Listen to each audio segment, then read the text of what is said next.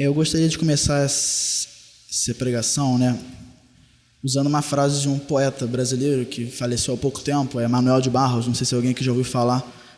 E tem uma frase dele que ele fala: quem volta às origens sempre se renova. E essa frase caiu como uma luva no tema de Agostinho. Quem volta às origens sempre se renova. Aquele homem que teve uma infância onde foi sempre dito sobre a fé, sobre a vida cristã, aquele homem que teve uma mãe que se tornou santa por tanto interceder e por ser tão fiel a Cristo, mesmo se desviando na vida, mesmo se deixando levar pela mundanidade, por aquilo que não agrada aos olhos de Deus, ele abriu o coração e decidiu voltar. Voltou às origens e se renovou, se transformou. Então, que sirva como reflexão, né, que nós possamos também sempre voltar às origens e sempre nos renovar cada vez mais, porque o que é verdadeiramente novo nunca vira sucata. Meu nome é João Vitor Mendoinha Ramos Pereira, sou de Marechal Hermes. O que eu posso falar sobre mim? Estou terminando meu artigo de filosofia. Também o meu tema do artigo é sobre Santo Agostinho, sobre a obra O Livre-Arbítrio, uma parte da obra lá, logo mais eu falo um pouco mais sobre o tema. A minha idade eu nunca falo, eu deixo sempre as pessoas tentarem adivinhar no final, então vão pensando aí, eu quero ver quem vai chegar mais perto. Sou professor da Escola Mater Ecclesiae, no curso Luz e Vida, lá em Pilares, paróquia São Benedito, na Suburbana, perto do Norte Shopping. Esse semestre eu estou lecionando Doutrina da Fé 2 e Sagrada Escritura 2, e fui convidado há pouco tempo para ser também corretor do curso à distância. Então eu corrijo provas do Brasil inteiro, do Mater Ecclesiae. Semana passada eu acabei de corrigir prova de São Paulo e de Brasília, estou esperando chegar mais. E sem mais delongas, né, vamos ao tema. A vida de Santo Agostinho. O que vem à cabeça quando a gente fala vida de alguém? O que vocês acham? Fala vida de fulano de tal. O que vocês pensam que vem? Oi? História. Oi?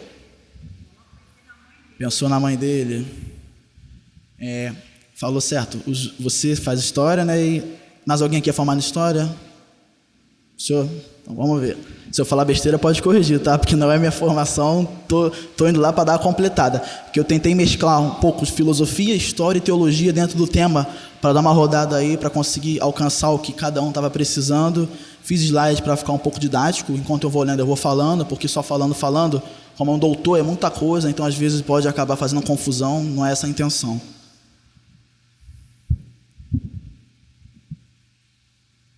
Antes de falar sobre Agostinho, se faz necessário situar o santo na história. Como vocês falaram, história, né? O mundo é constituído através da história. Então, Agostinho não é uma pessoa estanque na história. Ele não caiu lá. Alguém sabe de onde Agostinho é? A origem dele? Então tá, a gente vai falar. Ele não nasceu naquele certo lugar por acaso e não tinha nada antes, não teve nada depois. Não. Como ele é um grande doutor, ele sofreu influência e deu influência depois. Então, é bom a gente se situar um pouco nesse período. Então, eu montei uns slides dizendo um pouco antes o que teve de Agostinho e depois de Agostinho também o que teve.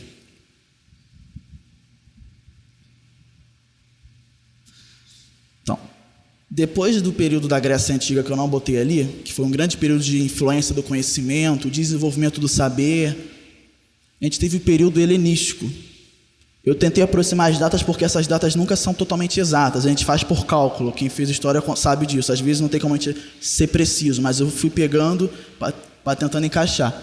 No período helenístico, que começa em 323 até 30 a.C., 323 é caracterizado como a morte do imperador Alexandre o Grande. Acho que todo mundo já ouviu falar um pouco dele, né? Aquele que teve um grande império, conquistou grande parte do planeta, instalou várias Alexandrias em vários lugares e inaugurou o pensamento de cosmopolita. O que é isso, cosmopolita? É o cidadão do mundo, aquele que não tem um governo centralizado, mas que tem uma ideia universal. O que está sendo aqui é o mesmo rei que está lá na Macedônia, que é o Alexandre, é a origem dele. Depois é a patrística, que é o período dos grandes padres da igreja, que eu vou falar agora logo mais, que vai de 100 a 450 depois de Cristo. E por último, a Idade Medieval, que é de 354 a 1464. Agostinho, ele está naquele meio, entre o final da patrística e o início da medieval. Então tem autores que falam que Agostinho é patrístico, inclusive até um livro que eu tenho, a coleção se chama Patrística, que fala sobre Agostinho. E tem autores que inauguram Agostinho como a baixa escolástica, que é o início, que a escolástica é a Idade Média, dividida em baixa escolástica, alta escolástica e escolástica tardia. Então Agostinho está entre a patrística e a baixa escolástica. Helenismo, início com a morte de Alexandre o Grande. A patrística, o início com os primeiros padres. E a Idade Medieval, início com Santo Agostinho. Ele é o marco, limite desse início. Helenismo, 323 a 30 a.C. Eu coloquei uns pensamentos rápidos das correntes do período helenista para a gente poder se situar na história e ver se identifica com alguma coisa. Você já ouviu falar alguma coisa? A gente tem o cinismo, e o cinismo é o quê? Prescrevia a felicidade de uma vida simples e natural, através de um completo desprezo por comodidades, riquezas, apegos, convenções sociais e pudores, utilizando de forma polêmica a vida canina. O que é isso? Um grande representante é Diógenes de Sinope. Alguém conhece? Diógenes, ele vivia num barril. E muitas pessoas dizem que ele foi influência do seriado Chaves. Ele morava dentro de um barril, o Diógenes. E ele era contra a comunidade, era contra a política, ele não queria nada disso. É viver como um cão. Ele fazia o que ele queria quando bem entendia, fazia as necessidades dele onde ele queria, na rua mesmo, batia nas pessoas que chegavam perto para falar com ele, só porque não queria falar e tacava pedra, agredia. Então essa vida é bem rebelde, sem comunidade, sem pudor, sem nada. Eu sou segundo a minha natureza.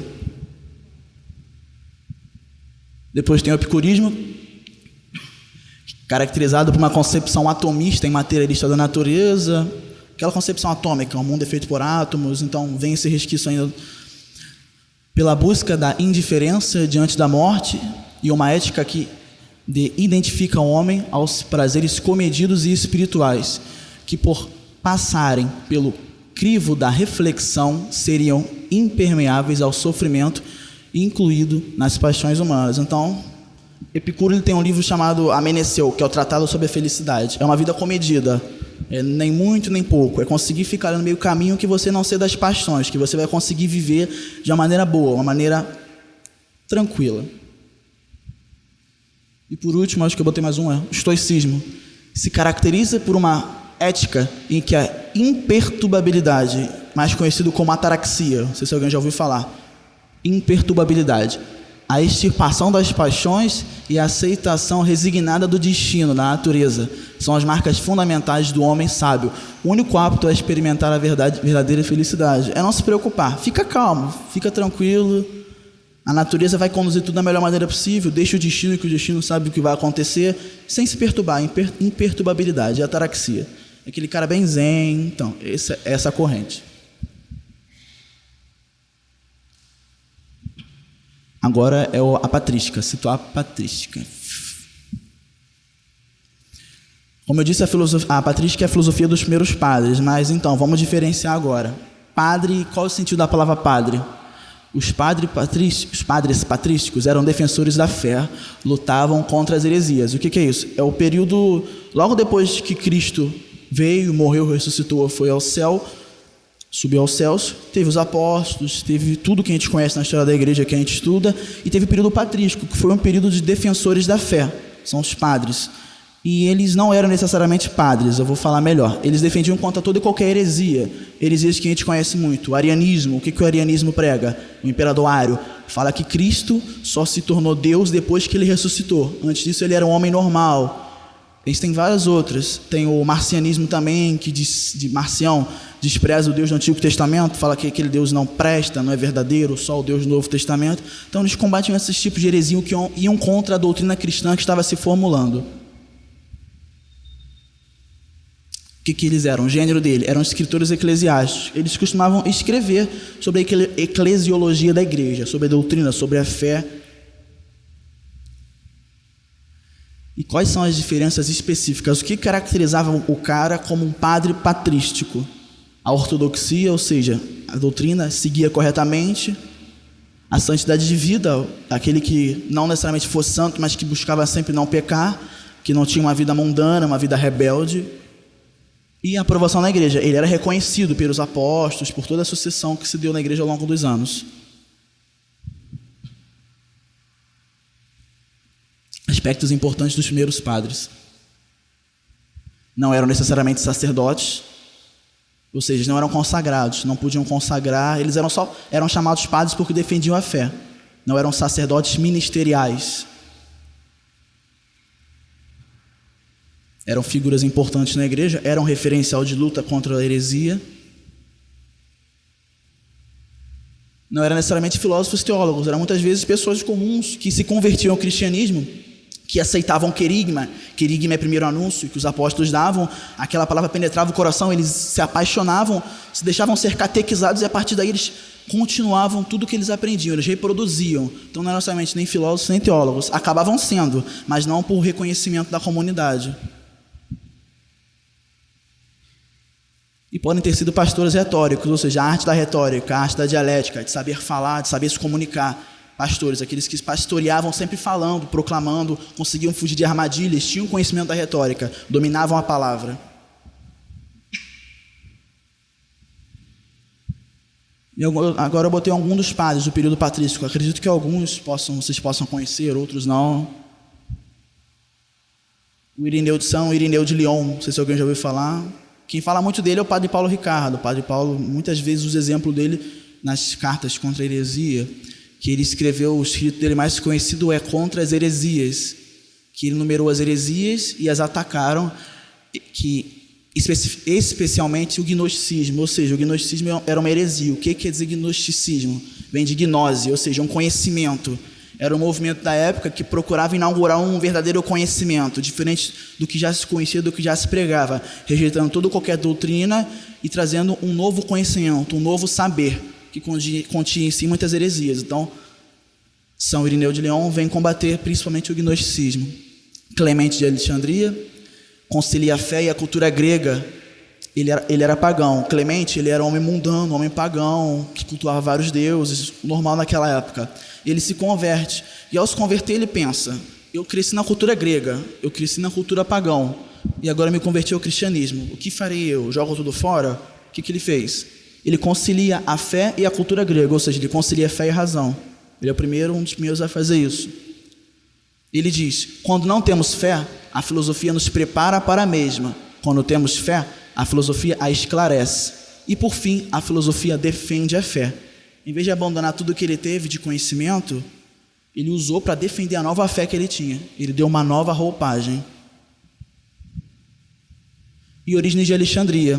O que Orígenes traz? Ele traz a leitura alegórica. O sentido literal é absurdo. Ele vem trazer isso. Não vamos pegar as escrituras e ler um sentido ao pé da letra, ipsis literis, porque senão vamos arrancar olho, arrancaremos braços, faremos o que não é para fazer. Temos que fazer uma leitura alegórica, uma exegese, entendeu? Entender o que aquela palavra está querendo dizer. São Jerônimo, acho que todo mundo conhece São Jerônimo. São Jerônimo, ele traduziu a Sagrada Escritura para o latim original do grego. O que ele fez? Ele pegou a Bíblia por pedido de um papa, que eu agora não me recordo o nome, e ele vai e traduz a Bíblia inteira para o latim, que é chamada Vulgata, a primeira Bíblia a ser traduzida para o latim. São Jerônimo assim fez. E Santo Ambrósio, que era bispo de Milão, escreveu sobre os sacramentos e teve papel importante na vida de Agostinho. Santo Ambrósio ele teve um papel determinante na vida de Agostinho. Idade medieval, Santo Agostinho. Agora eu dou uma pausa no slide e pergunto: alguém já ouviu falar de Agostinho alguma coisa? Não?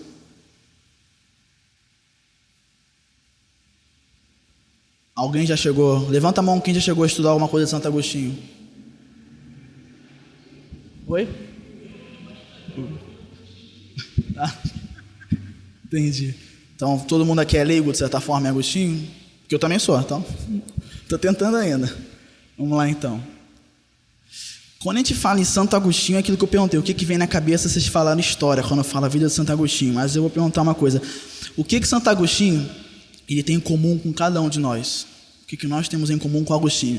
Eu dei uma palestra semana passada lá na paróquia, que a gente estava falando sobre a vida de São Vicente Palotti, que é um santo da igreja. A gente está falando sobre o apostolado dos leigos, e a gente usou também como exemplo ele. E a pergunta cabe para Agostinho também. O que Agostinho tem que nós temos? O que ele é que nós somos também? Você quer falar? Segura. Peguei. Oi?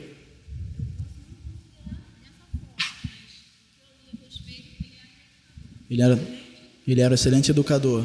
Mas algum chute? O que a gente tem em comum com ele? Oi? Ele falou que... O que você falou?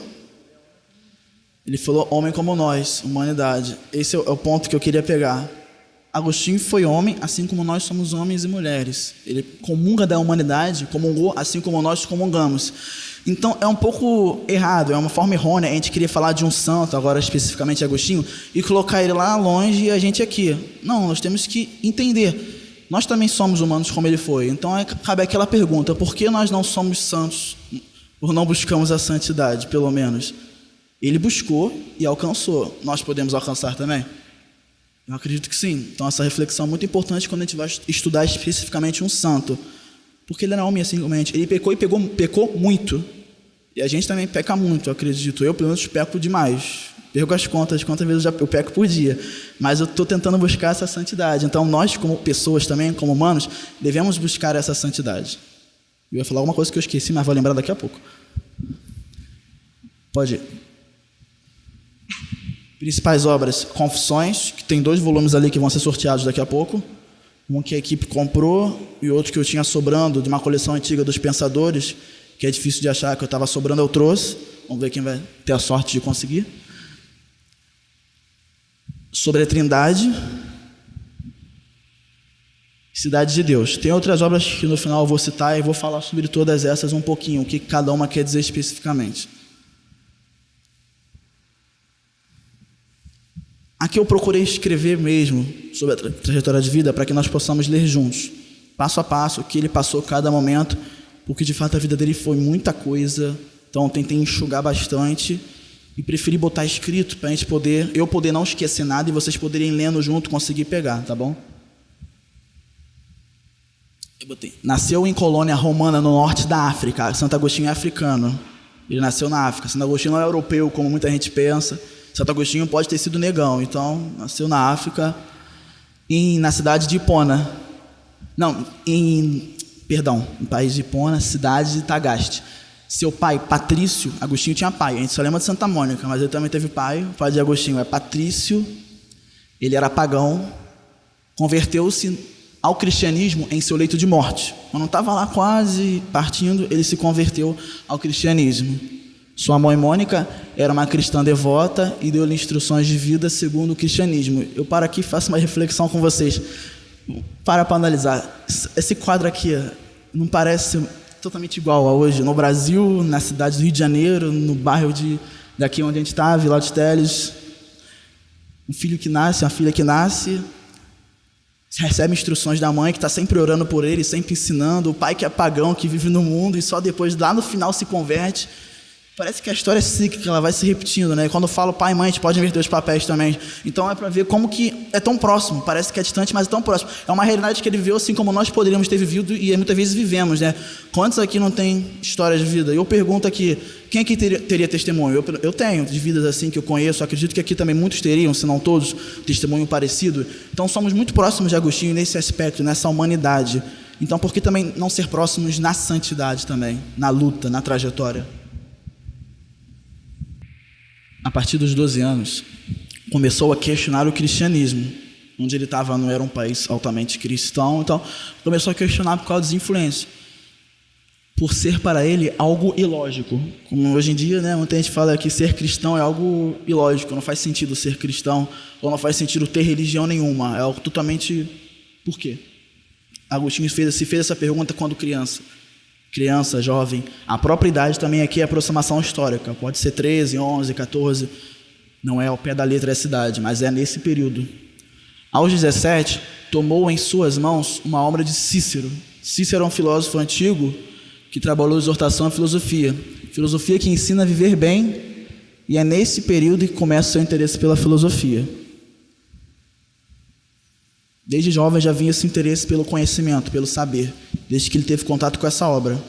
E pode ou não ter influenciado o abalo dele na fé.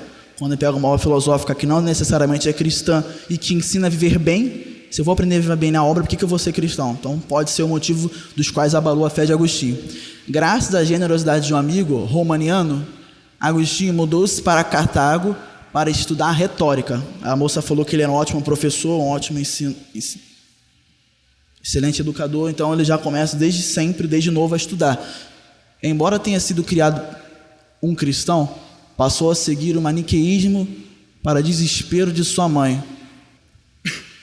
O maniqueísmo é uma doutrina que Agostinho seguiu. Alguém já ouviu falar isso? O maniqueísmo que Agostinho se entregou. O maniqueísmo era uma doutrina que pregava que o universo ele é feito de bem e o mal. Tem duas instâncias, o bem e o mal. E, consequentemente, a alma do homem também é boa e ele também tem uma alma má.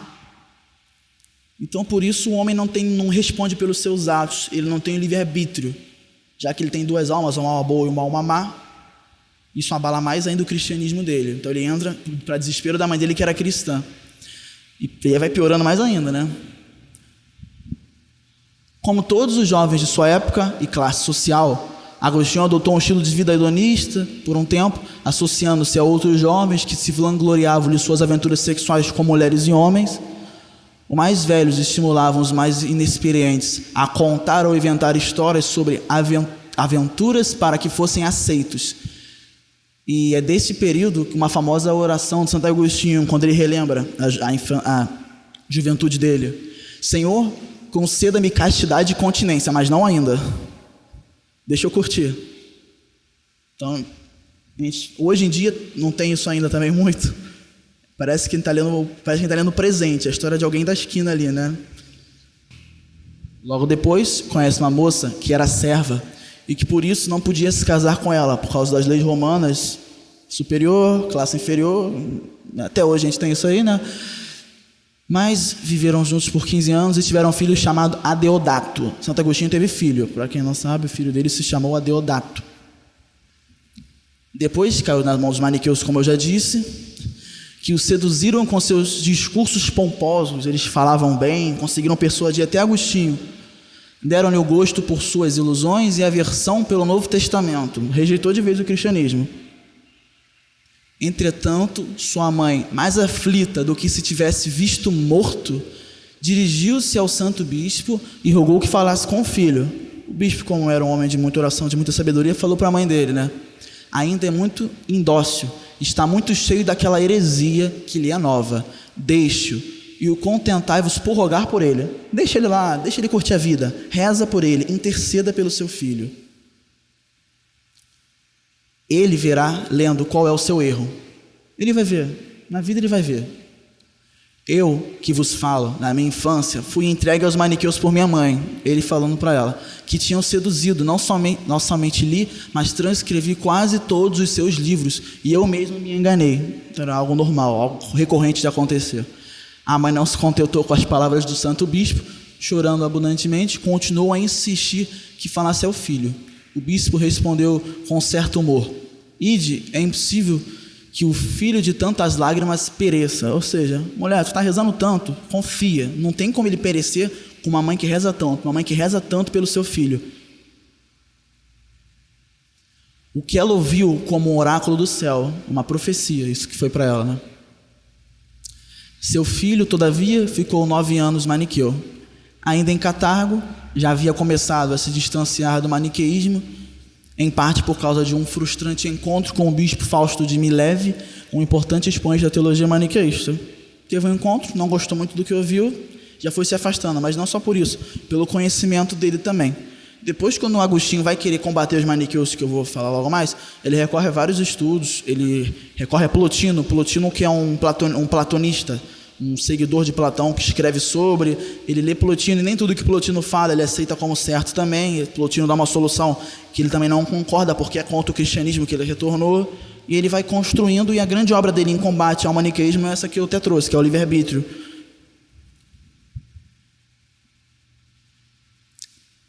Ele estudou retórica, ele lia, ele aprendia muito, então ele se tornou professor. Ensinou durante muito tempo na África também, e foi convidado a sair da África e trabalhar em Roma. Vem para Roma ensinar. Sai daí. Tá fazendo o que aí nesse lugarzinho? Vem para cá. Começou a se tornar orador oficial do imperador. falava tão bem que virou orador do imperador romano. De uma simples cidadezinha da África, foi para Roma e virou orador. Para ver a cabeça que ele tinha, né? Sabia pouco. Em Roma, afastou-se completamente do maniqueísmo e abraçou o ceticismo no movimento da nova academia. Antes de ir para o cristianismo de vez, ele deixou o maniqueísmo e foi para o ceticismo, virou cético.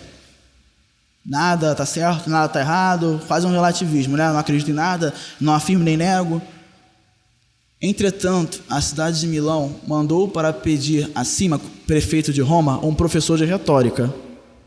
Agostinho obteve lugar depois de ter feito prova de sua capacidade com o discurso. Assim veio para Milão, em 384, tendo 30 anos de idade. Saiu de Roma e virou depois professor em Milão. As pessoas brigavam para ter Agostinho como professor, como orador. Quando chegou a Milão, no ano de 384, aí a conversão dele começa a acontecer aí já. Santo Ambrósio recebeu com tão paterna bondade que começou por lhe ganhar o coração. Claro que Santo Ambrósio já sabia de Agostinho, né? Um orador nato, naquela época se sabia muito porque a população não era tão grande, então se chegava muito rápido da informação. E logicamente ele deve ter buscado saber quem é esse Agostinho, então viu que tinha alguma coisa de potencial ali e buscou se aproximar e dar sempre palavras de carinho para Agostinho, né? Tocar o coração dele. Agostinho ouvia-lhe assiduamente os sermões, somente pela beleza do estilo e para ver se sua eloquência respondia à fama. Ou são, vou desafiar, né? Ele fala bonito, vou lá ver. Agostinho não foi lá porque se converteu, foi lá para ver. Vamos ver se ele fala bem como a fama dele é, esse tal de Santo Ambrósio aí, esse tal de Ambrósio. Vamos lá ouvir ele. Estava encantado com as suas atividades da linguagem. Não prestava a princípio atenção às coisas que Santo Ambrósio dizia, só o jeito, ver se ele falava bem mesmo, né? Mas insensivelmente e sem que tomasse cuidado, as coisas entraram no espírito com as palavras e viu que a doutrina católica era pelo menos sustentável, né? Água mole e pedra dura, tanto mais até que fora, né? Tanto santo falar, tanto santo pregar, tanto ele ouvir, foi mexendo no coração, foi entrando uma coisa ali, ele foi se arrependendo, vendo que algo que ele escolheu de seguir não estava totalmente certo e foi mudando um pouco de vida, foi quase começando a se converter de fato. Resolveu então, de repente, deixar os maniqueus de vez e ficar a qualidade de catecúmeno, como era na igreja de seus pais que tinham recomendado, isto é, na igreja católica, até que a verdade lhe aparecesse mais claramente. Ele voltou ao que ele era quando ele era criança. Passou a vida toda aprontando tudo, passando tudo quanto é doutrina, para lá na frente voltar para o que a mãe ensinou quando ele era criança, né? Então, palavra sábia da mãe dele, né? Foi, aproveitou, o bispo falou para a mãe dela, deixa que ele vai ver os próprios erros, e viu, e se abriu a ser pelo menos catecúmeno, enquanto não tinha nada que o convencesse melhor. Vamos ver o que vai ter nesse cristianismo que tanto fala e que eu um dia já participei. Quando Agostinho diz à sua mãe em uma visita que ela faz, ela vai visitar ele, que não era mais maniqueu, mas que ainda não era católico, ela não ficou admirada. Respondeu tranquilamente que tinha certeza de o ver fiel católico antes de sair desta vida. Meu filho, antes de eu morrer eu vou te ver católico ainda, eu tenho fé nisso. Basicamente foi isso. Não desisto de ti, não desisto de você, meu filho. Entretanto, continuava as suas orações e ouvia o sermão de Santo Ambrósio, que ela amava como um anjo de Deus, sabendo que tinha levado o filho àquele estado de dúvida, que devia ser a crise do mal. Então ela estava ali vendo, né? Eu acho que ele vai realmente se entregar a Deus. Acho que ele de fato vai se converter. Então, continuou orando sempre e a devoção enorme ao Santo Ambrósio, que ajudou muito nesse processo. E aqui é o momento da conversão de Santo Agostinho. É o grande momento que acontece a mudança, quando ele, um simples momento, ele toca o coração dele. Quando eu estava estudando sobre isso, eu lembrei do Papa Francisco aqui no Brasil, quando ele falou na JMJ, que por mais que a gente tenha um coração árido, se a gente tiver um pedacinho de terra fértil e Deus jogar a semente, vai frutificar naquele pedacinho. Então Santo Agostinho, ele tinha passado por tudo, tinha feito de tudo, e se deixou, vou ouvir um pouco o que esse santo está falando, o que esse Ambrósio está falando. E deixou um pedacinho de terra fértil no coração dele. E esse pedaço foi suficiente para Deus conquistá-lo, para ele se converter por um momento simples, que eu vou ler agora para vocês. Estas palavras que Santo Agostinho escutou marcaram o momento de sua conversão. Ele mesmo nos conta o acontecido em Livro das Confissões. Foram palavras que ele ouviu e depois foi ler.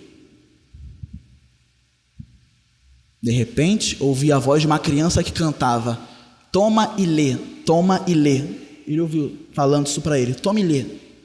Entendi que era Deus que me convidava a abrir a Bíblia, que segurava entre as mãos. Apressei-me a ler o texto que tinha diante dos meus olhos. Abriu a Bíblia e caiu num textozinho. Eu vou ler para vocês rapidinho. Comportemo-nos honestamente, como em pleno dia. Nada de orgias, nada de bebedeira, nada de desonestidades, nem dissoluções, nada de contendas, nada de ciúmes. Ao contrário, revesti-vos do Senhor Jesus Cristo, e não façais caso da carne, e nem lhe satisfaçais aos apetites. Ou seja, tudo que ele fez a vida inteira até aquele momento, ele leu, abriu na passagem certinha na Bíblia, dizendo que não era para ele fazer. Aquilo ali penetrou o coração de Agostinho de uma tal forma que não teve como ele não se converter. E ele relata isso nas Confissões, no livro dele. Não tinha mais o que fazer. Eu passei pelo maniqueísmo, passei pelo ceticismo, bebi, fiz orgias, já aproveitei a vida inteira, já tive filhos, já não estou mais com a minha mulher. Vim para cá, virei orador do imperador em Roma, vim para Milão, conheci esse tal de Ambrósio, o cara sempre me amou, minha mãe sempre rezou por mim, esse Ambrósio continua falando para mim de amor de Deus. Eu vim, me deixei só ser catecúmeno sem nenhum compromisso, e agora eu pego isso. O que aconteceu? O que se passa? E aí ali aconteceu a conversão, ali não teve mais jeito.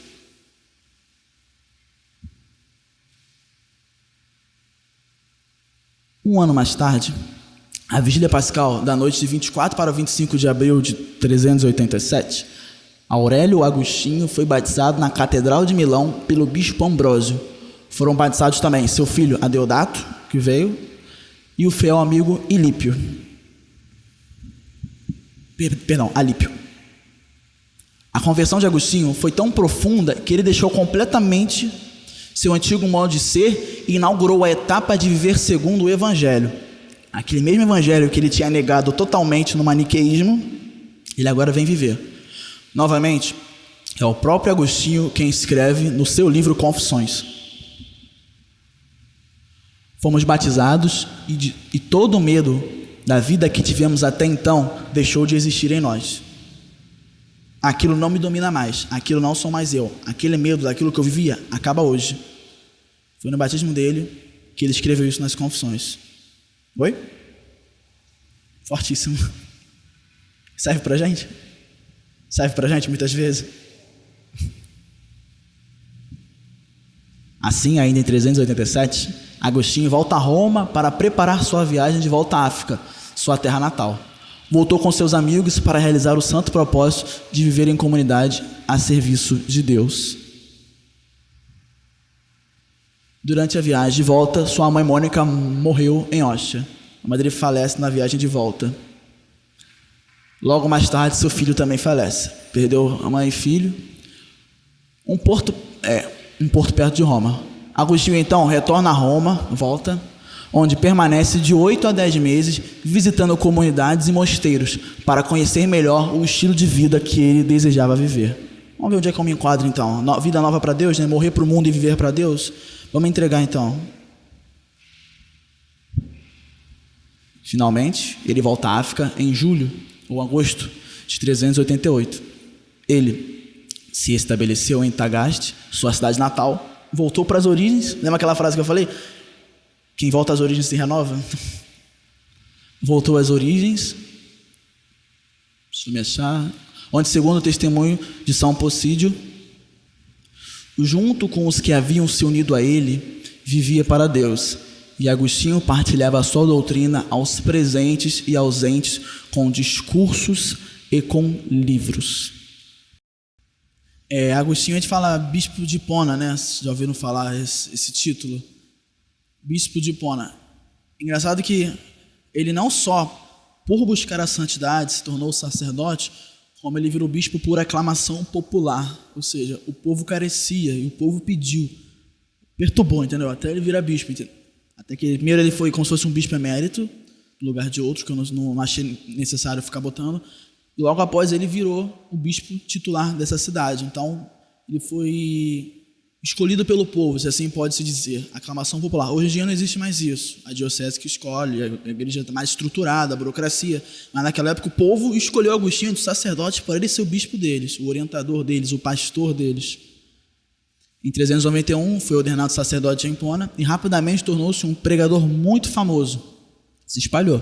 Se antes, como orador de filosofia pagã, ele já era um grande orador, logo depois, quando se tornou cristão e começou a falar sobre a mensagem do evangelho, foi muito mais longe, porque era um período que coincidiu com a expansão da igreja. Então, ia muito mais longe, tinha muito mais gente para repassar aquilo que ele falava. Então, o nome dele voava para todos os cantos. Há mais de 350 sermões de Agostinho, que se acredita serem autênticos. Mais de 350 sermões que ele deu, que foram anotados. E um adoroso adversário do maniqueísmo. Lembra aquele maniqueísmo que lá atrás ele cedeu, falava bom, falava muito legal, e ele deixou persuadir? Agora ele está combatendo aquilo lá, aquela doutrina que fala que o universo tem dois lados, o bem e o mal, e consequentemente o homem tem uma alma boa e uma alma má. Ele vai combater aquilo que ele mesmo caiu, sua religião da juventude. Em 395 foi nomeado bispo de Hipona, e motivo pelo qual é conhecido como Agostinho de Hipona, uma posição que manteve a sua morte em 430. Ele foi bispo de Hipona até a morte dele, escrevendo e combatendo todas as heresias, muitas das quais ele foi vítima também. Nesse período, Agostinho trabalhou incansavelmente para converter o povo de Hipona. Ele se converteu, ele viu a beleza de ser cristão. Então, caiu em cima para ajudar os outros a também serem. Abrir os olhos dos outros e abrir os ouvidos dos outros para que possam ter olhos de ver e ouvidos de ouvir a mensagem, a palavra do Cristo. Ele batalhou muito em cima disso. Apesar de ter deixado o mosteiro, continuou a levar uma vida asceta na residência episcopal, ou seja, castidade e santidade de vida. Ele abdicou de tudo que ele tinha vivido antes. Mesmo não vivendo mais no mosteiro, quando ele voltou após a morte da mãe dele, ele continuou se entregando totalmente em oração e oblação a Deus e castidade. Até um fato interessante, porque nem sempre a castidade foi obrigatória, porque o padre ter a castidade é uma lei canônica, é uma lei da igreja. Então, ela pode ser revogada, por exemplo. Não é um dogma a castidade do padre, é uma lei da igreja a ser obedecida. Então, mesmo não sendo algo tão sacramentado, ele optou por seguir aquilo também, que gera a santidade de vida, que a gente viu já desde lá de trás da patrística, dos primeiros padres, que já buscavam essa santidade, e ele manteve com isso, com essa herança.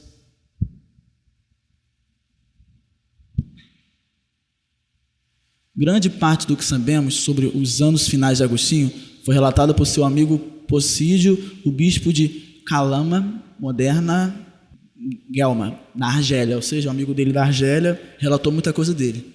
Em sua obra Sancti Augustim Vita, Vida Santa de Agostinho, se eu acredito, Possídio admirava Agostinho como uma pessoa intelectualmente poderosa, tinha um grande poder intelectual, ele conseguia abrir de fato os caminhos pela palavra, e de retórica arrebatadora, que aproveitava todas as oportunidades para defender o cristianismo contra seus detratores. Conseguia. Ele que foi contra, agora combate o que ele mesmo era contra no passado. Ele preservou também os traços pessoais de Agostinho em detalhes. Esse amigo fez questão de fato mostrar quem foi Agostinho, não inventar nada, deixar de fato quem foi o Agostinho de verdade que viveu aqui. Relevando um indivíduo que comia pouco, trabalhava muito, desprezava fofocas, evita as tentações da carne, pós-conversão, e era muito prudente na administração financeira de sua sé. No lugar onde ele era bispo, não tinha corrupção, não tinha nada disso, que acontecia desde aquela época. Ele, de fato, buscou a santidade total. Legado e principais obras. Aqui que, de fato, a filosofia mais dele aparece. E nessa idade medieval, assim como Agostinho, como também Santo Tomás de Aquino, Santo Tomás de Aquino já é a alta escolástica, o segundo período, a teologia deles está dentro da filosofia deles, ou seja, dentro do conhecimento que eles ensinaram, dentro das obras que eles escreveram, aí dentro está mergulhado da teologia cristã. Então, a teologia dentro da filosofia. Então, não é nunca uma obra puramente filosófica como uma obra puramente teológica. Elas se misturam, se entrelaçam, que é uma herança até que a gente viu lá atrás, daquele santo, daquele homem que era pagão, depois se converteu e conciliou o paganismo, a cultura grega, o conhecimento, o saber com a teologia cristã. Confissões. Confissões de Agostinho é a primeira autobiografia registrada na história da humanidade. Antes de Santo Agostinho não existia uma autobiografia. Santo Agostinho foi o primeiro a fazer isso. Eu até trouxe aqui, esse que eu trouxe para a gente sortear. Esse livrinho aqui, tem maiores, tem menores, depende do tamanho do livro, em que ele relata toda a sua vida antes de tomar cristão e sua conversão. Aqui ele, em forma de poemas ou não diálogos, mas ele vai narrando dentro de vários livros, e cada livro tem vários capítulos, ele vai narrando toda a trajetória dele, desde criança, o maniqueísmo, o ceticismo, conhecer Santo Ambrósio, a conversão, depois que ele se converte, ele fala aqui as maravilhas de Deus, ele vai falando sobre Deus, sobre a obra, ele fala sobre a memória, fala sobre tudo. Então, essa aqui é a primeira autobiografia de Santo Agostinho, as Confissões. Primeira autobiografia da história da humanidade, que é de Santo Agostinho. Pode passar. A Trindade, eu não trouxe a Trindade porque era um pouco grande, ia ficar muito pesada a mochila, eu não trouxe.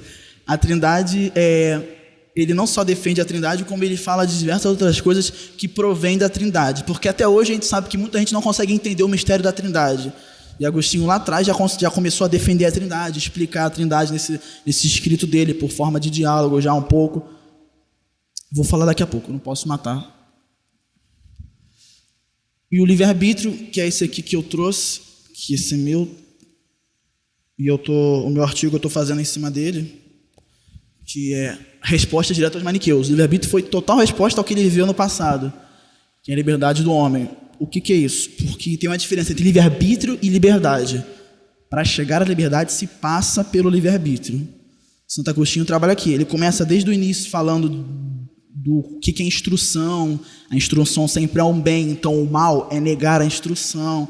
Vai falando do questão de liberdade, qual é a verdadeira liberdade. Ele fala da sabedoria, que é buscar a primeira liberdade. Ele vai trabalhando toda a questão de liberdade, do homem ser livre para escolher, dele não ser condicionado por uma natureza má, que é uma alma dele. Não, ele tem liberdade e ele escolhe, porque a alma dele é puramente boa. Porque se Deus é bom, Deus criou tudo bom. Deus não criou algo que não seja bom.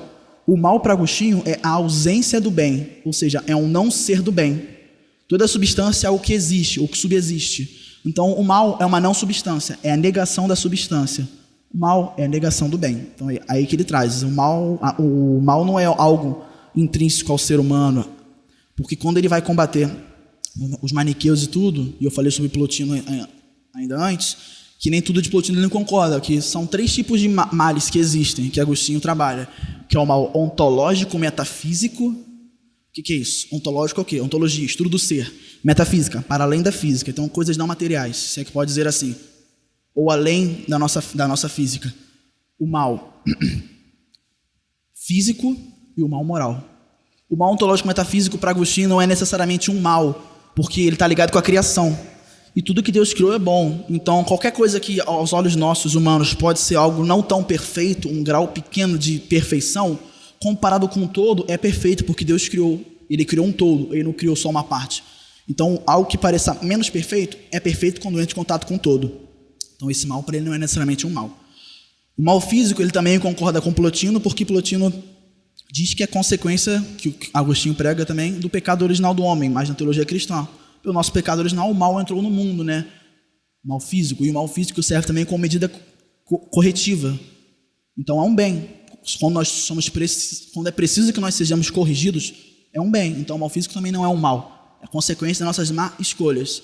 E o mal que ele discorda de Plotino é o mal moral, que Plotino vem dizer que a alma é boa, mas a matéria é má, o nosso corpo é mau. E Agostinho fala, não, o corpo é um bem. Então ele discorda de Agostinho e vai trabalhar o mal moral, que é uma grande parte que ele se detém desse livro. Daqui a pouco a gente vai ler um pouquinho sobre. E a cidade de Deus, onde descreve o mundo, dividido entre o dos homens, o mundo terreno, e o dos céus, o mundo espiritual. Então ele faz essa divisão no livro Cidade de Deus e fala sobre cada um deles. Agora, no ícone de Santo Agostinho, botei isso como curiosidade, na imagem, geralmente tem um coração com a flecha e uma Bíblia. Geralmente um santo tem um simbolismo muito forte na imagem dele. E aqui, coração transpassado e a Bíblia nas mãos de Santo Agostinho. Alguém sabe? Quer chutar por que um coração transpassado? Por que a Bíblia? Tá? Vamos lá, então. O coração transpassado pela flecha e o livro tem uma base textual agostiniana. Os próprios escritos dele fundamentam isso. Assim, há 2 textos agostinianos que explicam o coração transpassado pela flecha. Santo Agostinho diz nas Confissões: havias flechado nosso coração com tua caridade e levávamos tuas palavras cravadas em nossas entranhas e abrasavam e nos incendiavam fortemente para que o vento da contradição não nos apagasse, mas nos inflamasse mais ardentemente. Então esse é o significado do coração transpassado. Nem um pouco forte, né? Diz também, no mesmo livro das Confissões, não com a consciência duvidosa, mas convicta: eu te amo, Senhor, feriste meu coração com tua palavra e te amei. Então, ele fala também isso. E agora sobre a Bíblia. O livro representa, junto com o coração, faz alusão à ciência, que deve ser sempre acompanhada da caridade. Daí o lema, ciência e caridade, como diz Santo Agostinho em seu comentário ao Evangelho de São João. Acrescente, pois, a caridade à ciência, e a ciência será útil, não por si mesma, mas pela caridade. Então ele também concilia fé e razão. Também traz esse novo ensinamento.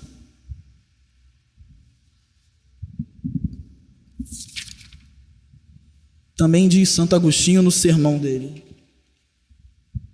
amai, pois, a ciência, mas antepõe ao amor. A ciência, se está só, infla, mas com o amor edifica, não permite que a ciência se infle.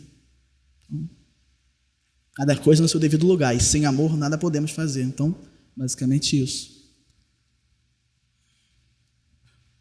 Aqui eu botei um grande poema de Agostinho, que se tornou até uma música depois, que eu não sei se vocês conhecem, o Tarde Te Amei, que virou até uma música.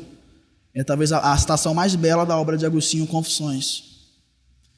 Tarde vos amei, ó beleza tão antiga e tão nova. Tão antiga, sempre esteve comigo, né? Sempre existiu, ao mesmo tempo tão nova, né? Só agora que eu pude te reconhecer como beleza, né? Tarde vos amei. Eis que habitavas dentro de mim e eu lá fora a procurar-vos. Deus sempre comigo esteve e eu no mundo querendo procurar qualquer paixão medíocre para me satisfazer, pensando que isso era Deus de verdade. Disforme, lançava-me sobre estas formosuras que criaste. Estavas comigo e eu não estava convosco. Nesse mundo que você criou, tu andava comigo e eu não andava com você, né? Retinha-me longe de vós, aquilo que não existiria se não existisse em vós. Ele ficava no mundo pensando que o mundo era tudo, mas o mundo não era nada se não tivesse Deus. Porém, chamaste-me com uma voz tão forte que rompestes a minha surdez, que é aquela passagem que ele leu lá. Faz referência, alusão àquela passagem que ele leu. Brilhastes, cintilastes e logo afugentastes a minha cegueira. Acabou com toda e qualquer cegueira, toda e qualquer dúvida do que é o cristianismo, do que era amor, do que é verdade verdadeira, por mais redundante que possa ser esta palavra. Exalastes perfume, respirei-o a plenos pulmões, suspirando por vós, saboreei-vos. E agora tenho fome e sede de vós. Agora que eu experimentei, não quero mais ficar longe de ti, Senhor, né? Tocaste-me e ardi no desejo de vossa paz.